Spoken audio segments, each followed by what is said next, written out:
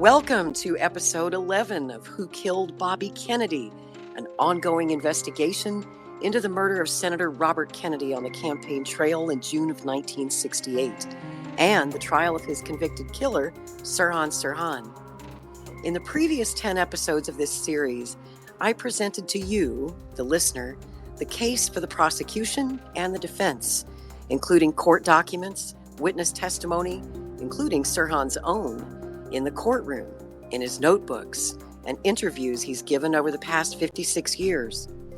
I've also brought you interviews with experts on the case, historians, journalists, and authors who represent both the conspiratorial view and also those who believe that Sirhan acted alone.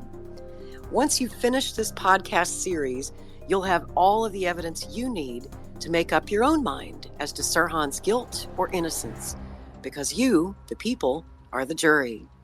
On this episode, it's my pleasure to welcome back British author and historian Mel Ayton, whom I interviewed on episode 8 of this series, where we explored Sirhan's motive for the crime.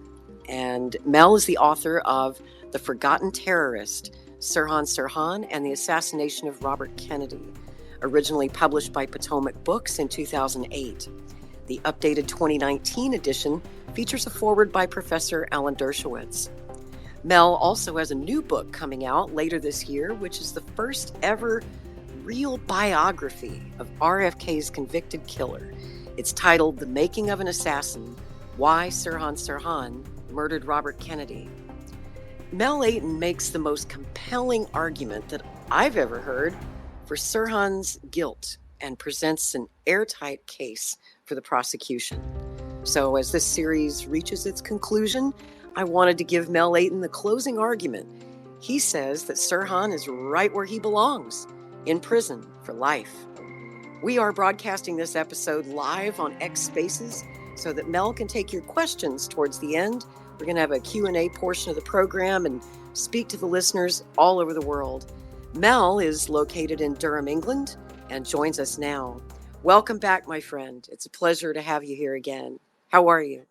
It's good to be back, Laurie. Yes, hello. Your forthcoming book on Sirhan is truly fascinating. You were kind enough to provide me an advance copy of the manuscript, and reading it, I felt for the very first time in 35 years of studying the RFK assassination that I truly understood Sirhan, what makes him tick, how his life experiences shaped his politics, and what drove him to murder Senator Kennedy. In our previous interview, we delved deeply into his life story, so we won't spend a whole lot of time on that here, but for those who might have missed episode 8 of this series, let's give the listeners a brief biographical sketch of Sirhan. He was born in Jerusalem on March 19th, 1944, to his father, Sirhan Bishara Sirhan, and mother, Mary Sirhan. They had 13 children, 6 of whom died young.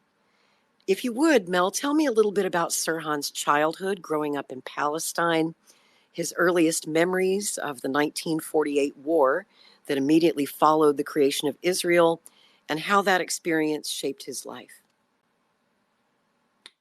The most important tragic, traumatic experience that Sirhan had was when he was 4 years old.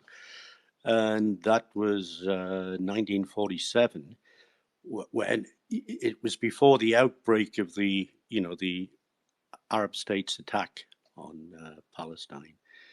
And but there was trouble was brewing, from 1946 onwards. So Sirhan was 4-year-old. He lived in just outside the walled city, Masrara. He went out with his father, and he witnessed the bombing of the Damascus Gate. That was by the Irgun, and there were attacks on, made by both sides, of course, because of the conflict. And so, he had a real traumatic experience there. During the next year, 2 years, well, till 1956, really, at the time when he emigrated to the United States, he'd witnessed, quite a number of incidents in the conflict. there's no doubt that, like all children at that time, they were pretty disturbed by the violence. He tells the story, or I've heard it repeated in other stories, that, he had seen a man disemboweled by a bomb during that conflict, that was a memory he had as a little child. And also, he lost his older brother, Munir, who was hit by a speeding truck, was it? Yes, that was during the conflict between the Arabs and the Jews, and yes, he didn't actually see Munir being killed, but of course it had a terrible effect on the whole family. Um, it was a runaway lorry, and so really it wasn't the only thing he witnessed. He witnessed quite a number of things that were we would deem to be absolutely horrific for a child to see. Um, Quite a lot, actually. Yeah. Munir, by the way, was named after the brother who's still alive, living in Pasadena, in the same house. Actually, they lived in during the assassination of Robert Kennedy.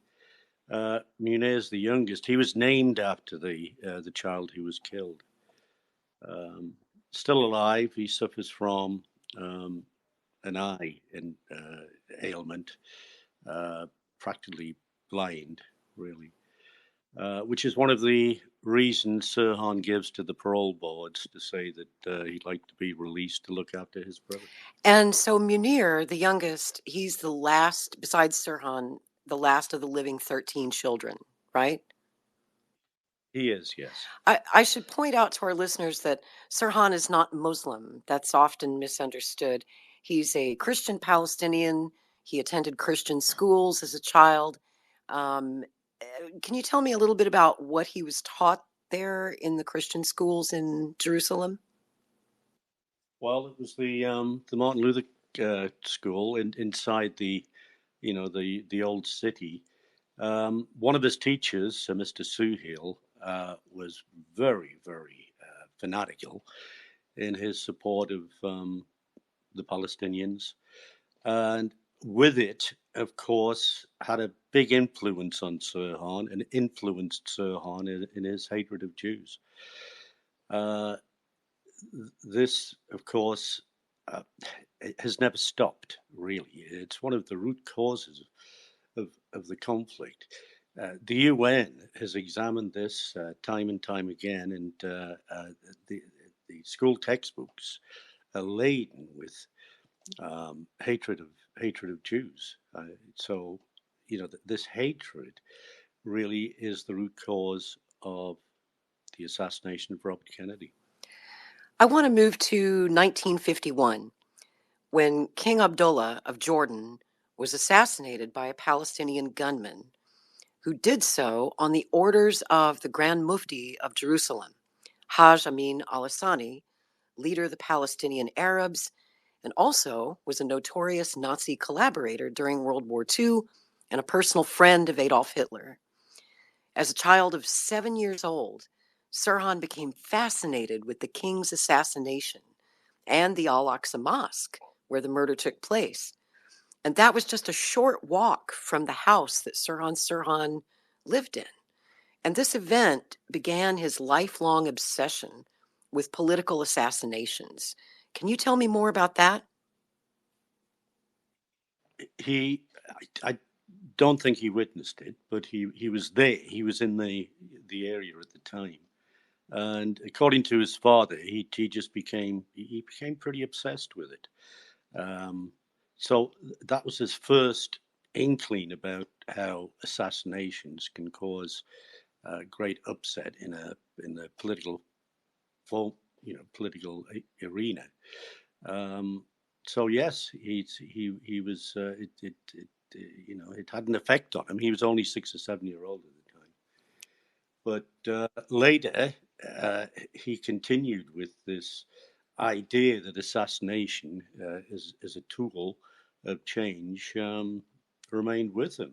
So it wasn't just because of Robert Kennedy that he had this idea of assassination. It was during his schooling, and he would underline passages in school textbooks, which showed that he believed in, assassination, violence as a tool for political change. And I think I read in your book, actually, or your forthcoming book, where you really went into detail about the library books I think he had, or school books as a child, and that he had written notes in the margins and underlined things about the assassination of President Lincoln, President McKinley. Did I have that correct? Yes, and he read a lot about JFK, of course, Mm. and read books about the assassination. So in many ways, his act was a copycat crime. It seems that way, doesn't it? It really seems that way. Let's move forward to 1955, when Sirhan was 11 years old. His father met a man in Israel who would change his life and help to bring the Sirhan family to the United States. He's a very interesting and famous man. Who was he? He was a Christian who traveled widely with his wife, especially the Middle East and especially Israel. And, he was out one day, and Bishara Sirhan, Sirhan's father, approached him looking for a sponsor to move to the United States. And, you know, he didn't, the sponsor didn't want to do it at first, but was persuaded because Bishara wrote to him a number of times. And he finally gave in and he said, "Yes, I will help you." And it was through the auspices of the church he was a member of. And of course, you had the UN helping, during the Eisenhower years, you had help for refugees. He came to regret it because he found that Bishara Sirhan really didn't like the culture of the United States. He didn't like any of the jobs. He was very, sort of finicky about each job he had. And so the sponsor came to believe that, he just wasn't a very good candidate for citizenship of the United States. And Bishara believed that too. He just didn't like the culture.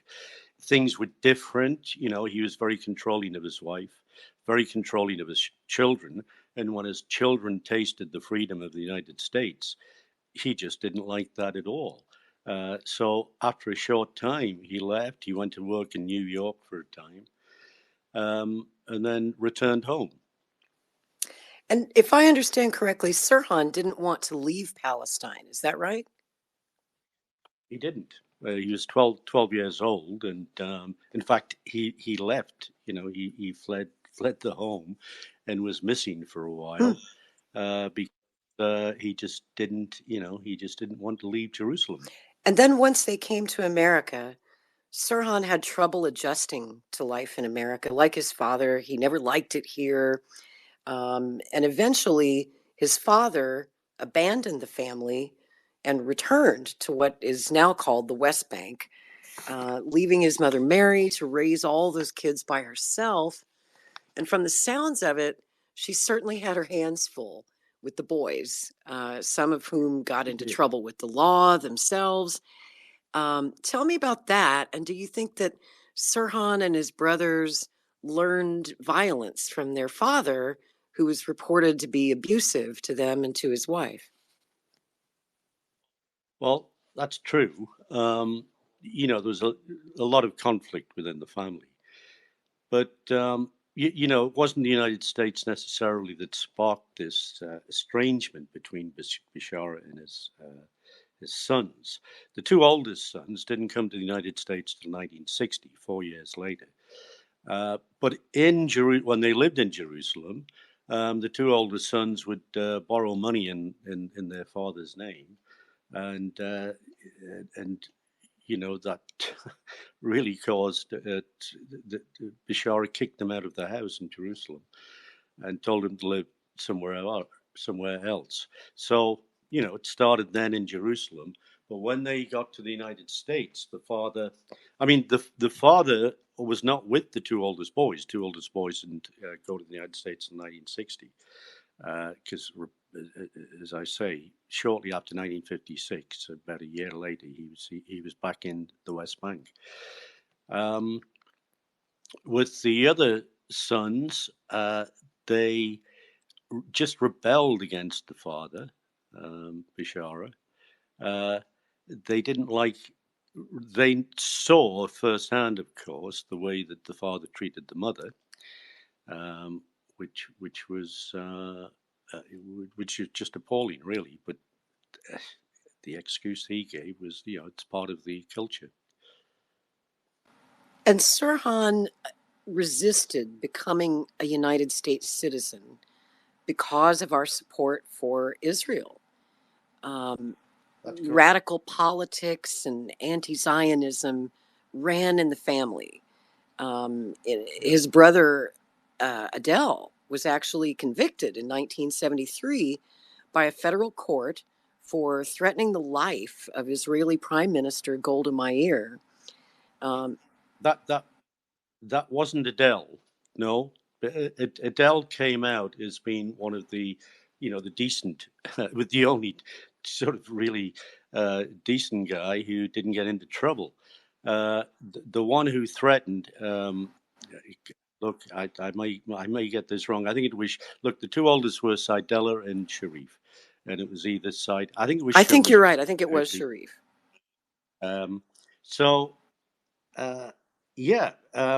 Most of the boys got into trouble, but getting back to Sirhan and his citizenship, no, even at school, he told his fellow students and teachers, no, he had no intention of it. He's not, he doesn't want to be an American, didn't want American citizenship.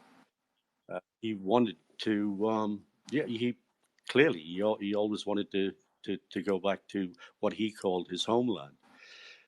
When he cried out after he shot Robert Kennedy, "I did it for my country," people couldn't understand what he meant. What he was talking about was, "I did it for the Palestinian people. That's my country, the West Bank."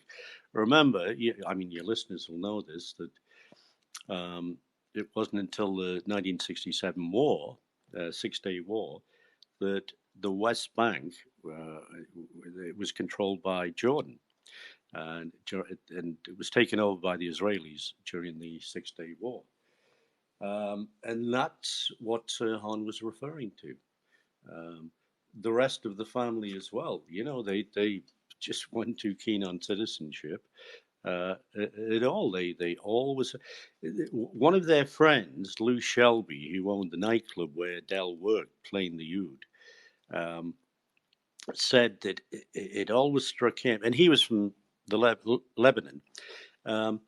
He said the family always struck him as a kind of an insular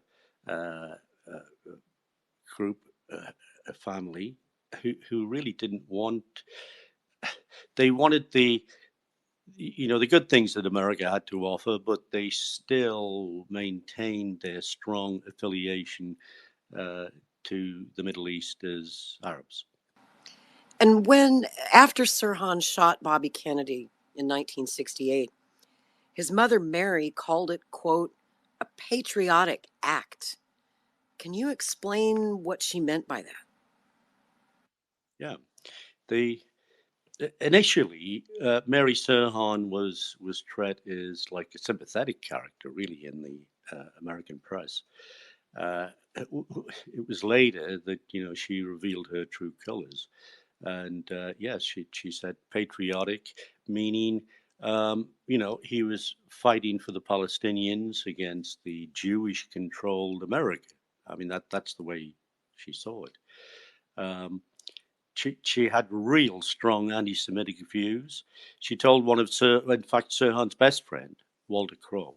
She said to Walter, have you ever smelled a Jew? I mean, it's that deep-rooted type of anti-Semitism that Wow. was predominant in the family. Yeah.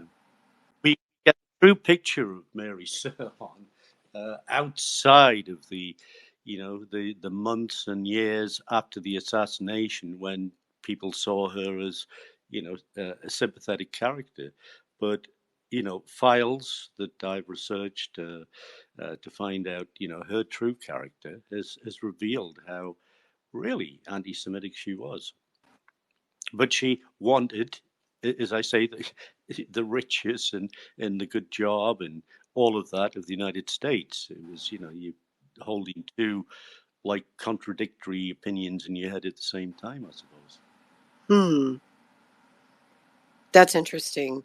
It was fascinating to me to discover in your new book that after his arrest for the murder of Senator Kennedy, that Sirhan got support from the Grand Mufti of Jerusalem himself, Ajamin al-Hassani, who put out a call across the Arab world for Palestinian liberation organizations to raise funds for Sirhan's legal defense and for Arab lawyers in the United States to come to his aid.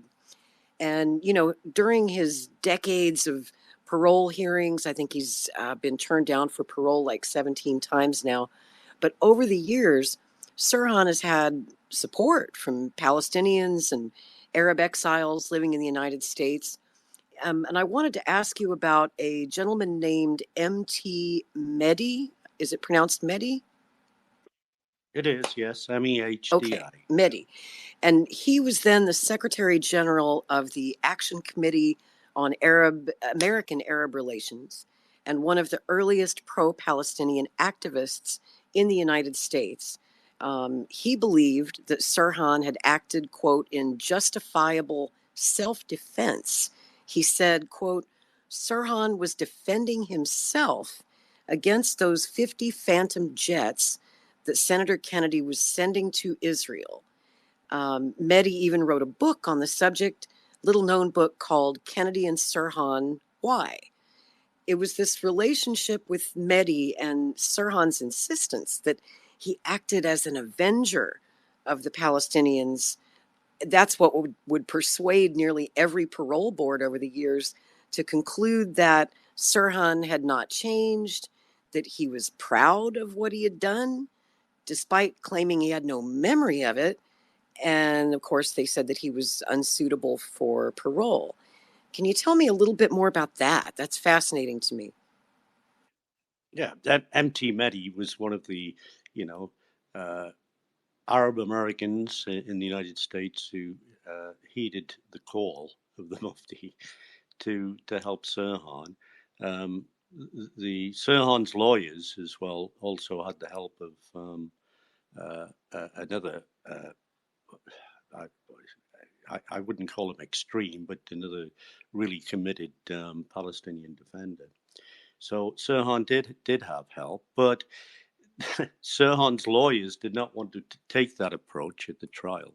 They just wanted to claim diminished responsibility, that he was in some type of fugue when he committed the crime. Um, but yes, Sirhan did, loved the idea that his fellow Palestinians were helping him, and thereafter, for the next 50 years, took a two-track approach. On the one track, he had his defenders and conspiracy writers in the United States saying, oh, look, he was a hypnotized assassin. It wasn't his Palestinian fanaticism, it was the CIA and all of the sort of, dark forces in the United States. Um, so he accepted their help, but at the same time, just, loved the fact that, he was seen as a hero amongst his people, amongst the Palestinians. So this two-track approach at last, went on. It still goes on, I think, because of course he has to, before a parole board, he has to, um, tell the board that he's culpable in some way, whilst on the other, he's sort of hinting all the time that, he may have been hypnotized, and, all of this, mumbo jumbo that's produced by his defenders. So really, he thought he could get away with taking this two-track approach, but no, of course he hasn't been able to get away with it. He claims amnesia. I've produced a number of times when he's fallen foul of that because he's given himself away. One of the defense investigators at his trial, Michael McCowan, actually said, he was sitting next to Sirhan at the trial, and when two busboys from the Ambassador Hotel were given their evidence, Sirhan was saying, no, I didn't. And then Michael McCowan said, well, remember, you can't remember that, so how can you actually sort of challenge them? And then he gulped and thought, it's another giveaway. And then on another occasion, he said, well, at least Kennedy saw me. And then, his sort of defenders were saying, well, how on earth, can you say that? Because you say that you have no memory. All of these contradictory things are, sort of exist throughout the parole hearings over the last 50 years. And, it takes a long time to dig them out because you're talking about thousands of pages. But, he was, he slipped up quite a number of times, which proves that, yes, he did remember. And wasn't it McCowan that he was talking to, where McCowan asked him, why didn't you shoot Senator Kennedy between the eyes? And Sirhan said, because the son of a bitch turned his head at the last minute. Correct. He said that too. And McCowan, I believe, filed an affidavit stating as such. He filed it for Dan Mulder. And by the way, look, my work is built on the excellent expert work of Dan Mulder, who's the man, in my opinion, solved this case. There were many anomalies. It was right that people questioned these things going back to the 1970s, of course. But since that time, an awful lot of these things have been sorted out, and yet they are still, writing lies about the case. The conspiracy writers.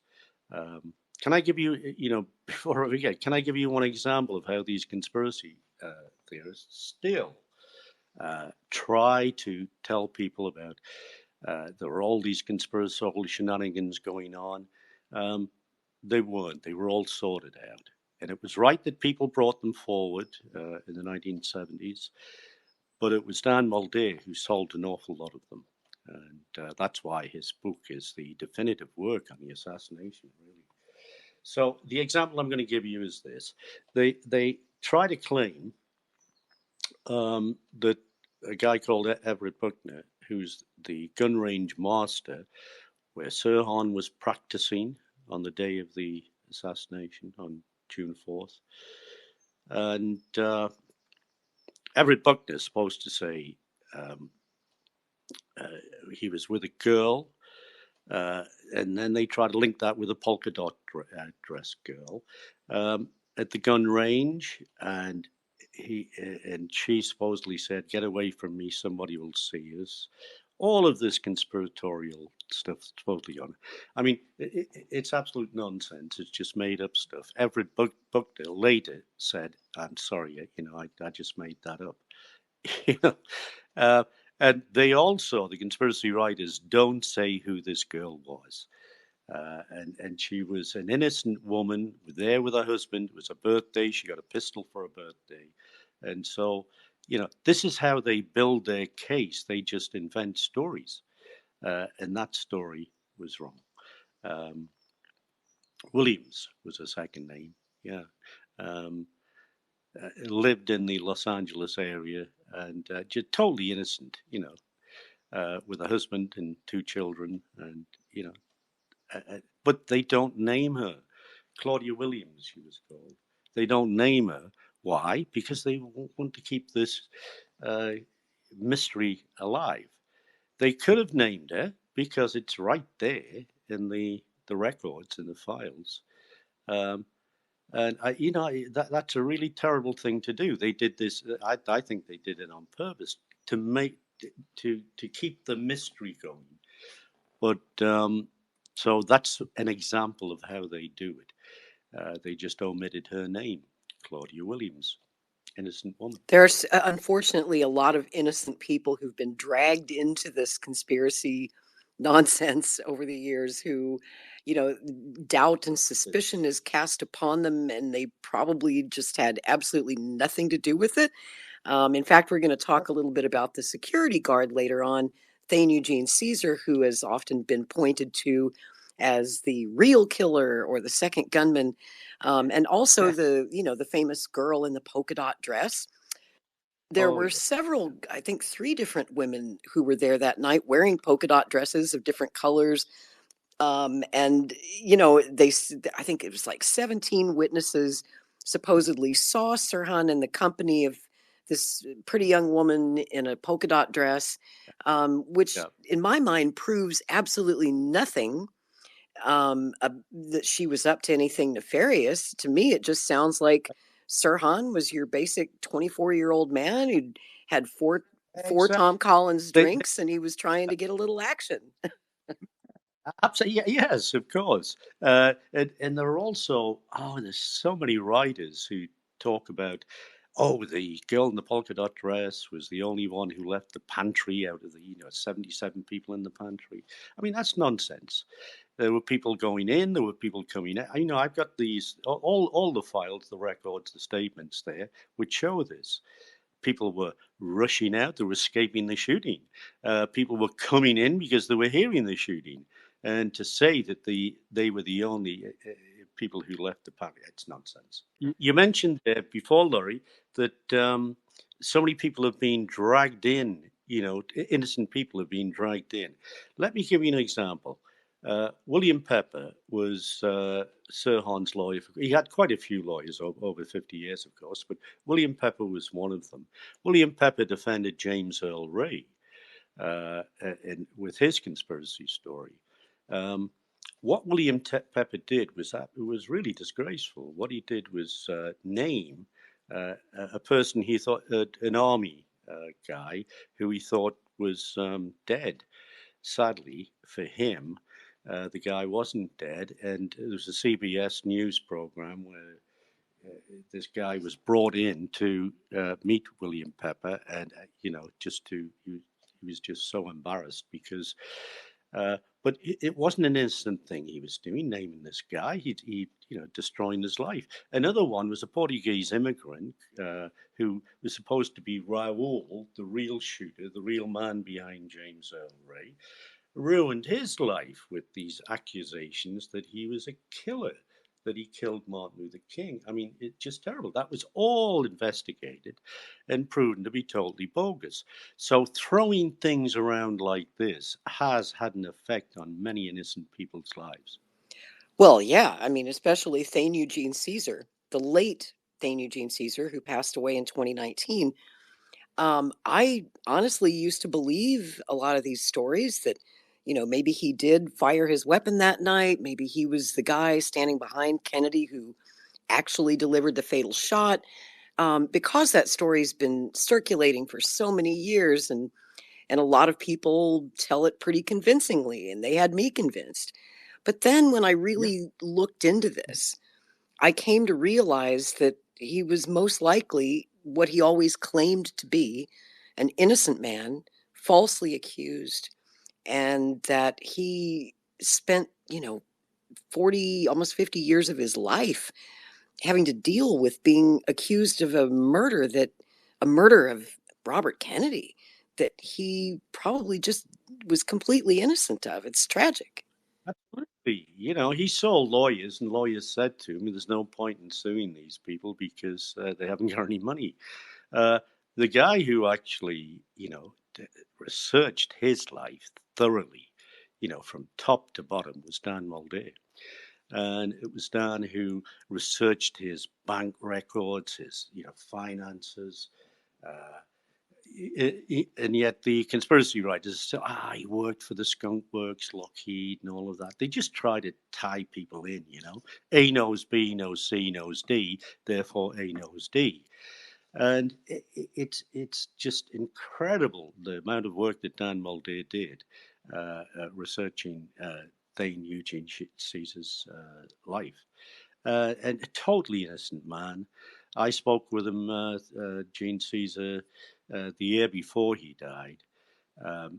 He thanked me, obviously for my help as well, But the big hero in his life was Dan Mulder, who, most rational people, which doesn't include the conspiracy believers, really, because I don't think they're irrational. They just can't, they can't see the wood for the trees. So yeah, we have Dan Mulder to thank for that. He's totally innocent. And when you look at the dynamics, I've researched the dynamics of the shooting, of course, and when you look at the dynamics, not one witness. There were, let's say, there were 77 people in the pantry, but the 12 people nearby around Kennedy. Gene Caesar escorted them into the pantry, and then when the shooting started, he stood back. Not one witness saw him with a gun in his hand at that time. Not one witness saw him shoot Kennedy in the back of the head while Sirhan was shooting from the front towards Gene Caesar, by the way. What assassins, that's stupid enough to do that. So he fell to the floor. He got up. That's when he got his .38 pistol out, which was checked by his supervisor. Before when he started work at the Ambassador about 6 o'clock. He was called in at the last minute as well. Some incredible conspiracy here. Called in the last minute. He wasn't supposed to work that night. So not one person saw him, and yet, they create this. They've got to have a second gunman, you see, and this is what they do. Totally innocent. Yeah. And Dan Mulder is one tough crime reporter. If you read his book, The Hoffa Wars, Laurie, he's risked his life time and time again, actually, to get stories out. That's right. Certainly about mafia-linked Teamsters and Jimmy Hoffa, and a real American hero, investigative author. And no shrinking violet, Dan Mulder. When he first met Gene Caesar, I think was sometime in the 80s, tracked him down. He thought that Gene Caesar was dead. And Gene Caesar wanted people to think he was dead because he was so tired of being harassed about shooting Robert Kennedy. And so Dan Mulder is a great reporter. He managed to track him down. And at the time, he believed that Gene Caesar was the guilty one. And so he came on really strong with Gene Caesar. He did. He did. In fact, as I said before, there is nothing wrong. When the LAPD files weren't released until the 80s, there's nothing wrong with looking at, this doesn't look right, this doesn't sound right. But, all of these things have been investigated, especially by the likes of Dan Mulder. And they're found to be, people just cannot accept that you have coincidences happening in life. They don't accept that you've got rather strange connections with people. If you tied a piece of string to everybody, you'd be absolutely amazed at the connections people have and the links. So he did all this on Thane Caesar, and yet they still, sort of refuse to. They just ignore the facts. It's as simple as that. They want their story out. They want their mystery, their drama, and their intrigue. And unfortunately, it's sad to say this, that some publishers want that. Why? Because it brings the money in. I remember listening to your program about one particular conspiracy writer who said, there's no money in conspiracy. Well, let me tell you a story about my book. When I told my agent, who lives in Georgia, when I was writing the forgotten terrorist. And I told my agent that, I finished the manuscript, and she said, well, did you find a conspiracy? I said no. I mean, she was deflated because as an agent, she knew full well that conspiracy books sell. So what this conspiracy writer said to you is nonsense. This is what people buy. Well, Unfortunately. Dan Moldia, his publisher was also disappointed when he wrote his Yeah, 1995 you're right. book on the assassination of Robert Kennedy. He Yeah. was originally signed to do that book with the understanding that it was going to be a conspiracy book and that he was going to Yep. clear Sirhan Sirhan and actually prove that Gene Caesar was the true assassin. And in the course of writing his book, and by the way, Dan Moldia is the only author who's ever interviewed both Gene Caesar and Sirhan Sirhan multiple times. He's established Yeah. that those two men did not know each other. So therefore, there could not have been any conspiracy between those two. They just didn't know each other from Adam. And also, in the course of researching that book, Dan came to see that Gene Caesar was innocent, even though he started out thinking he was guilty.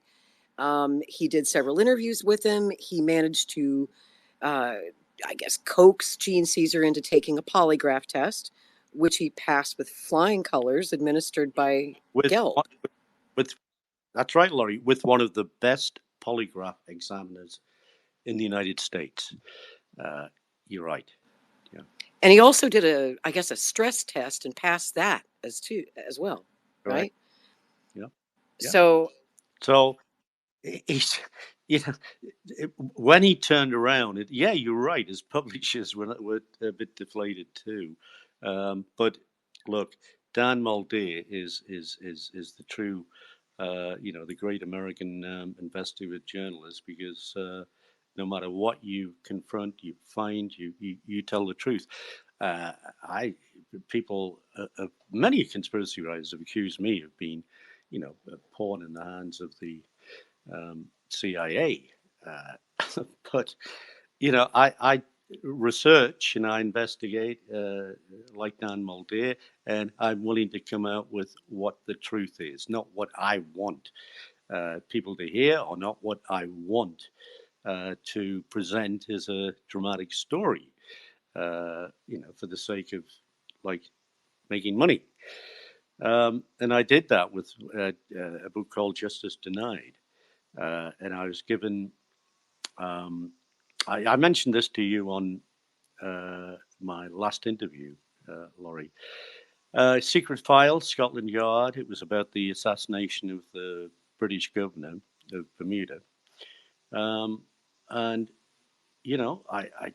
I found out that it was a conspiracy, and bigger than what they were saying it was, with two guys. And so that caused a little bit of disturbance in Bermuda at the time it was published. Still selling in Bermuda now, actually. So it doesn't, so it's not a case of like defending the lone assassin position and all that. It's about telling the truth, giving the facts, not speculation, which is what most conspiracy writers do. And I've just mentioned how they do it. They do it by just manipulating the evidence, or cherry picking facts, and just going. An example I'll give you with that one. Some conspiracy Discovery Channel. I was on that a few years ago, and what they did was hire this sound engineer to check the Brzezinski recording. That's the only recording of the sound of the is gunshots. that Philip von Prague, the sound engineer? That's Yeah. correct. Yeah. So he came out with 14 shots fired. Well, a lot of people just don't know. It's like they didn't know about Sirhan's background, really, with his fanaticism. They didn't know the difference between an acoustics expert and a sound engineer expert, and that's how the problem started.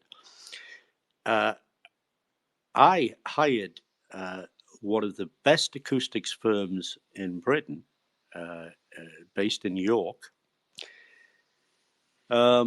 Peter French Associates. And so you had Professor Peter French, who teaches at York University, and Philip Harrison, who examined this Brzezinski tape. They also say, it was a copy. Look, it was a digitized copy. Nothing is lost when something is digitized. So they examined this copy that I got from the California archives, and no more than 8 shots, right? In other words, 8 shots or less. Philip Harrison found 7, but the real good possibility of 1 more. Now, what did the American media do? Oh, they just, including the Washington Post, actually, Tom Jackman. Oh, they just concentrated on Philip von Prague's analysis, which is proven time and time. I've had other experts as well check this, proven to be bogus. But the American media, what do? They just talk about that and say, well, there are other people who don't agree, which is really burying the real expertise, which is Peter French Associates. Do you think that when the media doesn't talk to the other experts, those who disagree with von Prague, do you think that that's just lazy journalism, or do you think that they're being dishonest? It is. I don't know. They might be tilting towards a political route. They might be tilting towards it's hard to figure out their motives. But one thing's for sure with the Washington Post. Tom Jackman rang me, and I was talking to Tom Jackman for an hour. And when I came to read the article in the Washington Post, I thought, good grief, he's missed out of most of the things I was telling him, which can be corroborated, which are definitive of the particular area that we were talking about. So it was just left out. So I just call it bad journalism. As Dan Muldair said, it's about time the New York Times got onto this story, because it's been ruined by all of the conspiracy writers who were getting a word in edgeways all over the place. Right. And of course, now we live in the 21st century. Conspiracy is so hot. It's so sexy. It's what sells. It's what goes viral on the internet. And we're kind of at that point where it's really hard to convince people to do their own homework, because if they do, like I've done in producing this series, if you really go back, you look at the evidence yourself and you apply basic logic, you can see that the conspiracy angle in this case just doesn't add up. It doesn't make sense. And one last thing I wanted to say before we move on from Dan Muldair and Gene Caesar. In our last interview, Mel, you said that you had tried to persuade Dan Muldair to write a new book just about Gene Caesar, which I thought was a great idea, and just call it An Innocent Man. And I loved that. Exactly. Yeah.